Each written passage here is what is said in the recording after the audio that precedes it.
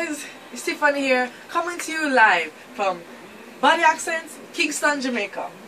So, a couple of months ago, I decided that I wanted to learn how to speak Japanese. And at first, I started in the most difficult way possible. I tried to take lessons, and they had all these kind of thick books that looked like phone books, and the lessons were just very, very hard. Till I was wondering if there wasn't an easier way to learn Japanese. So I went online, I did my research, and I looked into how people learn the fastest and easiest way.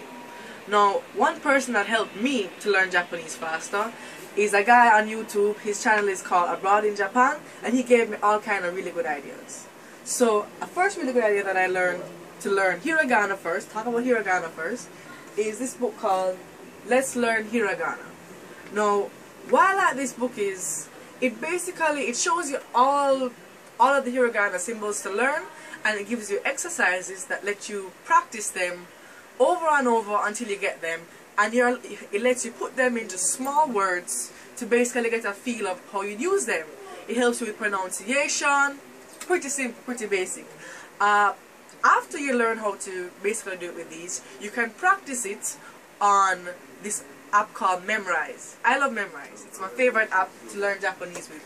Memrise is basically the holy grail of learning how to speak Japanese, because you have hundreds of lessons, well, several lessons anyway, for learning Hiragana on Memrise.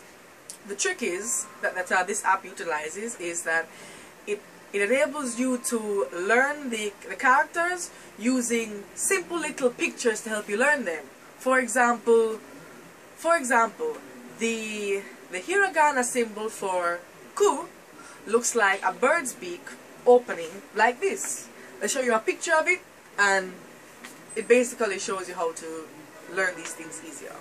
The Katakana symbol for mu looks like a muscular guy with his arm wrapped over like that. And I show you a picture, and it's very simple. They basically have simple pictures for all of the characters, or simple little stories to help you to remember, both for Hiragana and for Katakana. So I use the Memrise app along with these simple books. This one is in the same series, Let's Learn Katakana. Very simple. I basically devoted about 15 minutes a day to learning Japanese, and I've learned both of them in about 2 months, along with 100 kanji at the same time, while going to law school. So everything put together, I learned a lot of different things in a very small amount of time. So to learn Hiragana and Katakana, I recommend these two books along with the Memrise app. And these books are like, I spent like $20 US on them each, and the Memrise app is completely free. You can just go online or just go on the Google app world, and look up Memrise app, and simple as that. Go in, you start to exercise, and easy as 1, 2, 3. So now Kanji. Kanji is much harder to learn than Hiragana and Katakana. Or so people think, because it's not really much harder to learn. Now, if you have the right tools. I use Heisig's Remembering the Kanji book. Now, what this book does is it basically breaks down the kanji symbols into small primitive elements and gives you a story behind each primitive for you to put together to create full kanji symbols.